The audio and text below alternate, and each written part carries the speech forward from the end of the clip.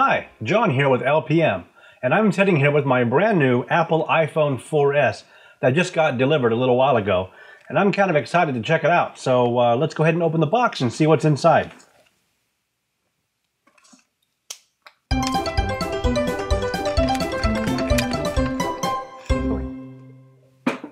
And that leaves us with the product box for the iPhone 4S.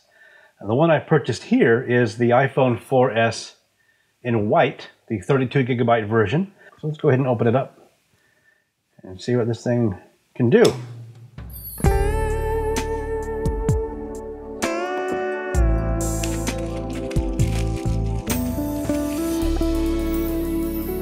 Yep, it says right there on the package, the iPhone 4S. Let's check it out. Lift up the top, and there inside is the iPhone 4S. Now, I'm actually moving up from a much older model, iPhone 3G, and I'm still running iOS 3.1 on this older model. So the iPhone 4S, of course, comes with a lot of features that I'm so far not very familiar with, and I'm excited to check them out. So first off, let's go ahead and take out the phone. It's retains the actual build, the exterior body of the previous model iPhone 4, the industrial design, sort of squared off edges. And this is the white one, which has what they say is two antennas built around it. It's a dual antenna technology with smart switching technology inside that allows the phone to switch between antennas as needed, possibly to hopefully mitigate any of the effects of what they called the antenna gate issues with the previous model iPhone 4. So that's one of the features that's in here. It also has a brand new camera with an 8 megapixel camera on the backside there for really high quality photography, as well as 1080p video capture. And I'm very excited. That's one of the key features that I was very much looking forward to playing with this phone. On my older model iPhone 3G, which is a few models old, frankly, the camera on that model was really quite lousy. And I know that they improved it with the 3GS and then made a really nice world-class mobile phone camera with the iPhone 4, but they've even trumped that with the iPhone 4S with a beautiful Sony 8 megapixel camera built in and really, really advanced photography software to run with that camera. So I'm really looking forward to some great results in photography. Also has the same as the previous model, front-facing VGA camera, typically used for things like video chat and that kind of thing. What else? I'm seeing here on the edge, this very little tiny slot here would be the little micro SIM slot. Because this is one of the features about the 4S is that it's now what they call the World Phone. It's both CDMA as well as GSM compatible. That would be especially beneficial with, say, world travelers who are going to travel to other areas where they will want to insert a new micro SIM card into the slot for localized regions and use plans that are going to be amenable to wherever they're traveling. So, okay, so that's the outside. Looks otherwise pretty much the same as the previous iPhone. Got a lot of features on the inside too. I think let's go ahead and check some of those out. Although it does use the same A5 chip that the iPad 2 is using, which runs at 1 gigahertz on the iPad 2, that chip is underclocked to the 800 megahertz speed in the iPhone 4S. That may be the case, I don't really know. So far, early reports coming in are that the performance on this phone is very snappy and that it's very enjoyable to use and definitely the fastest iPhone ever made. So, okay, what else? Let's see what happens when I power it on. Sure enough, I've got the Apple logo popping up there on the screen. Okay, so I'm greeted with a new greeting screen right there.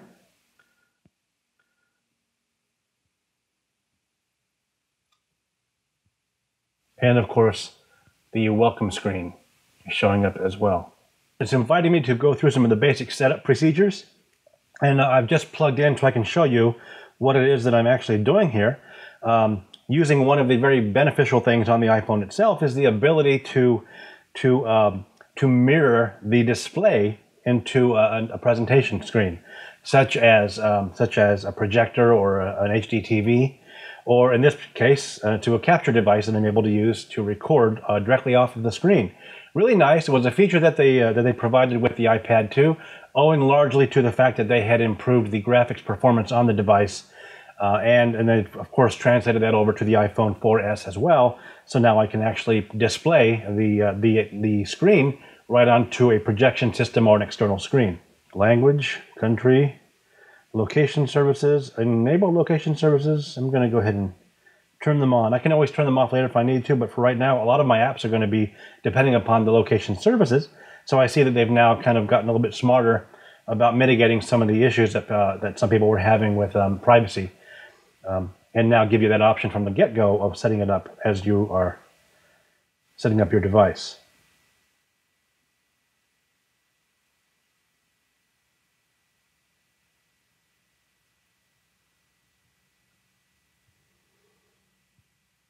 Okay, now I was informed by a report from AT&T, which is this particular phone is set up with AT&T. I was informed that I was going to be able to turn on the phone and it would automatically be registered to my particular account and begin setting up some of the basic information that I already had associated with my AT&T account. So let's set up some of that information here.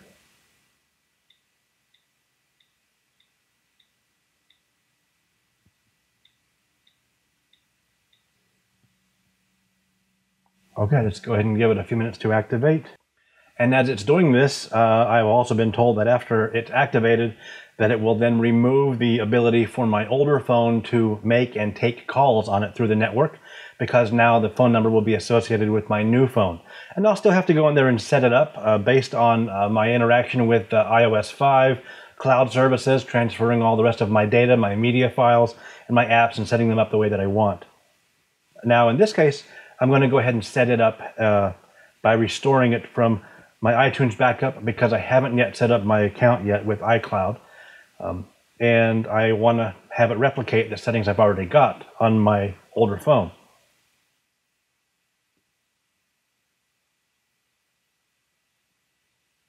Then I'm going to go ahead and connect it to iTunes. I'll be right back. Okay, so as I was preparing to sync it up from a previous iTunes backup, I was told that I needed to download the newest version of iTunes to be compatible with iOS 5 and the new iPhone 4S. And I hadn't downloaded that yet. So I'm currently downloading iTunes 10.5 for Mac, and then I'll be able to sync up the phone and restore from my iTunes backup and have most of my data set in place on the new phone. While it's doing that, let's go ahead and check out the rest of the things that are in the box that comes with the iPhone 4S. Okay, so here is the top half of the box. I can set that aside. And underneath the tray on which the iPhone 4S was lying, we can look underneath here and see that it's got some of the enclosed literature, what they call fingertips, things that will help you get the most out of using your new iPhone 4S, with some information about the apps that are included and the basics of functionality in using the device. So that's written right there. And then of course you also have your the legal information, warnings, and so forth. And of course your Apple logo stickers. And that's it for the literature.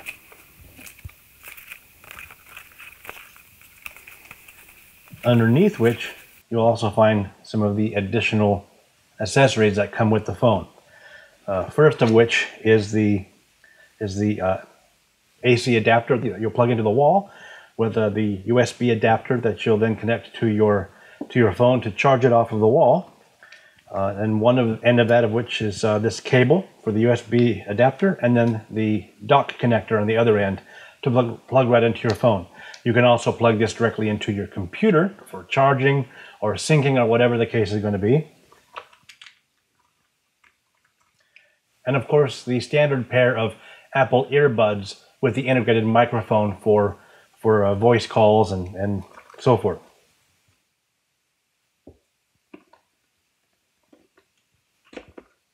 Let's go ahead and set it aside and check in on the iPhone syncing.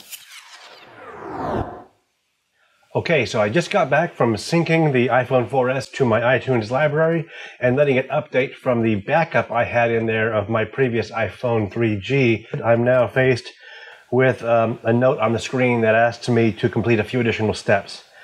Your iPhone was restored successfully. These are just a few more steps to follow and then you're done. So again, I can go through the process of enabling my location services, which a lot of my apps are going to benefit from. So for now, I'm going to go ahead and turn those on. Choosing the network and sign in with my Apple ID.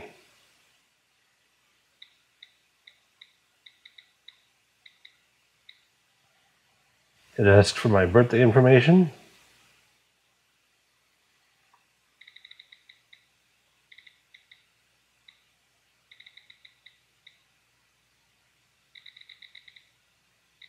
Keep going, I'm older than that.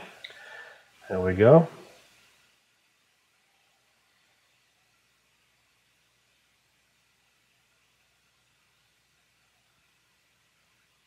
And it'll go through the final processes of setting up my data, and then we can go ahead and check it out, have a little bit of fun learning about the new features of the iPhone 4S. All right, so then we're greeted with a message about Siri, one of the new key features of the iPhone 4S, sort of not exactly voice activation or voice control, but sort of a combination of voice control and artificial intelligence, kind of a service-based artificial intelligence voice interaction feature.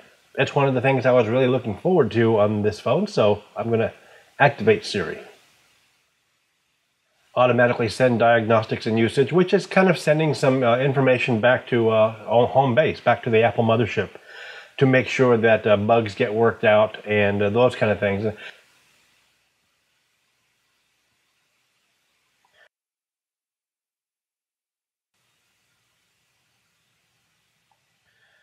Okay, so what I've discovered here is that my home screen pretty much reflects the status as it was with my old phone, the 3G, on which I actually hadn't yet taken advantage of iOS 4 and above. That allowed me to reorganize my apps into folders and so forth. So right now I have all these apps, they're just all over the place. It's a mess, they're not organized in any proper way. And I'll have my work cut out for me getting that set up to work the way that I want. And that's for another time. But right now, let's look at just a couple of things that they've added into the iPhone 4S and or iOS 5. First and foremost, I guess, is going to be Siri. So let's go ahead and check out what Siri is, which is, like I said, the voice-activated interaction. So let's talk to Siri. Hello, Siri. Hello. Well, how polite. I'll have some learning to do, I admit, to learn how best to approach Siri and learn what its functionality can really be for me. Again, that's for another time as well. There's also Messages, which has an icon that looks the same and is in the same stock location as the previous texting application. And in fact, it's essentially the same texting application, but with a new service on the back end. What else? There's also Newsstand is a new app, which is basically an aggregation application for other applications through which you subscribe to newspapers and I guess probably also magazines through your iOS. For example, I already subscribe to the New York Times through their app, and I see that it's already showing up in the Newsstand application. And I assume that if I subscribe to other newspapers and perhaps even online magazines, perhaps they'll also show up in the Newsstand application. Well, there's really quite a lot of features that I have yet to explore and study, and I'm going to have a number of videos posted in the next coming weeks as I explore these things and perhaps have some things that I can share with you that you'll be interested in. And of course, if you have your own iPhone 4S or an iPad 1 or 2, or are exploring iOS 5 and have some things that you've learned and you want to share, or some comments or questions you wanted to ask, please feel free to post them in the comments section, and I look forward to reading them. And while you're at it, please feel free to subscribe to this channel, and that way you'll stay automatically updated through your own YouTube feed as I post new videos in the coming weeks about these iDevices and the iOS that we can explore together. Until then, once again, I'm John, and thanks for watching. Hi, it's me again. Listen, I really want to thank you so much for watching this video. But before you go, a couple of quick notes. During the first few days after shooting this video, I started seeing a lot of strange behaviors on my new iPhone 4S, as well as a few missing features that eventually indicated to me that the unit was defective. I ended up having to take it back to Apple and swap it out for a new phone.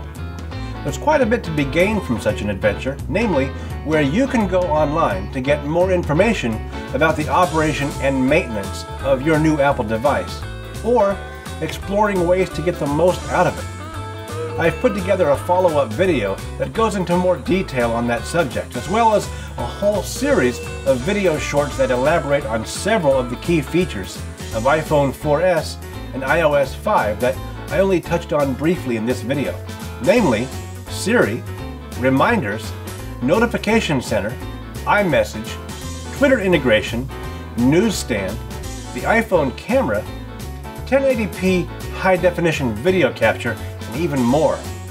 As each of these videos gets posted online, I'll have corresponding links embedded right here. Or if your YouTube viewer doesn't enable embedded links, you'll be able to find those links in the video description. Of course, to make it easier on you, I'd recommend just subscribing to my YouTube channel. It's super easy to do, and it'll help ensure that you get notified when my new videos get posted online. And gosh, I just really appreciate it. Once again, thank you so much, and I hope to see you soon.